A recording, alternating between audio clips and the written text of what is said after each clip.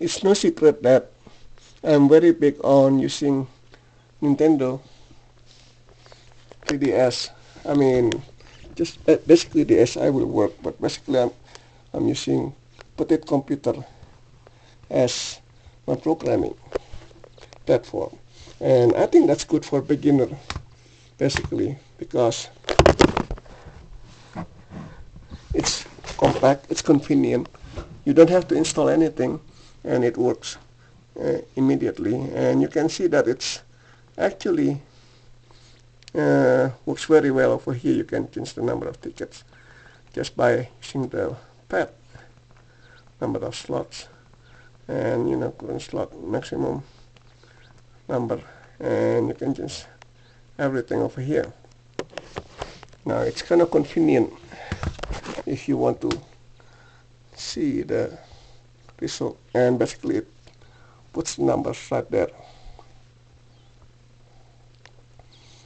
Just gives you the Powerball numbers right there immediately. And the code here is basically just this one. And you can see that's just one screen. It's just one screen from here to there. Now the rest is basically user interface. This is starting at line 67. And that's basically safe load data. And previous lines are basically just user interface. It's instructions, loops, and basically the variables. That's what computer is really. Computer's basically just setting up all the numbers. The rest is just doing computation with the numbers. So that's basic, and it's actually very nice in that it's very simple and clear to use. Now, there's another computer that's also good for a beginner, and I like it very much. And that is Raspberry Pi. Now, Raspberry Pi is basically what's called as a credit card computer.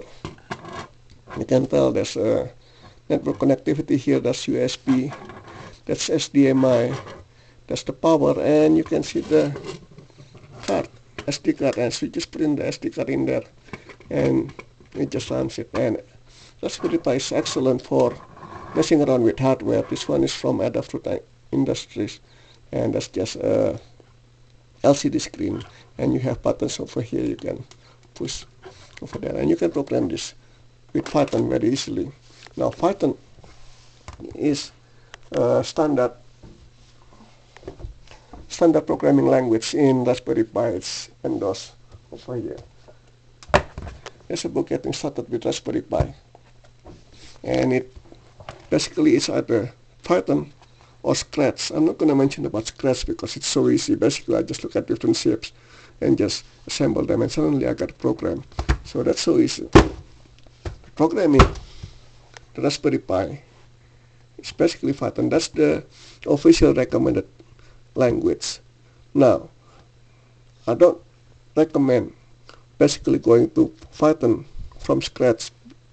I would recommend that there's something in between that you should get into before you get Python. And the reason for that is I don't want you to get started with Python. Now, I know they recommend it very well, but the truth is this is what it takes to learn Python. Oh yeah. And oh, by the way, that's just learning Python. That's not actually programming Python.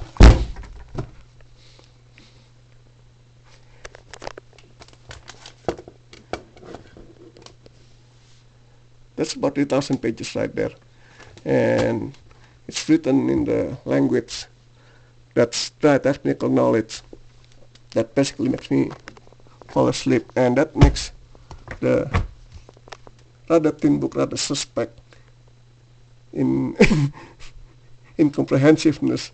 It's like, what is it that you're not telling me here? I mean, there's like humongous difference there, like two big difference. So that's why do not recommend going to Python after you go from scratch. You want to put some intermediate language in between, and I recommend BASIC to do it, because BASIC is for beginner. It's in the name, beginners or purpose symbolic instruction code, so it's still for beginners. So I recommend using BASIC before you go Python. Now after that, you can try to learn Java. Java is nice if you want to do some mobile apps. This is Java. Now those are professional quality development language, basically programming language. That's for professional. And I really hate it when they say that the language is good for beginner but also good for professionals, because those two don't really mix together. I mean, if you really want professional, then it's not for beginner, because professional really want power, and they don't want hand-holding like a beginner would. Now, Python and Java kind of stops you from going pedal to the metal, basically stops you from getting into the really dangerous things that you can do in the computer. But it also makes them slower. If you want really professional ones, that's C language using SDL, standard simple direct media, I believe that's what it is. Simple direct media layer with SDL, OpenGL, and other APIs. But that's basically C language, and you can mess up your computer really well over there with C language. But that's powerful. This is for professional. Basic here is for beginner, and in the middle that's Python, and then Java, and then the C. So Scratch, Basic, Python, Java, and C. Those are the steps that I would recommend everybody to learn the language. I'll tell you that now. If you say this programming book is good for beginner, but also will let the experienced professional learn, I would put the book down immediately, because I don't believe it. Because I don't believe you. Sorry, but I don't believe you. And that's the way it is.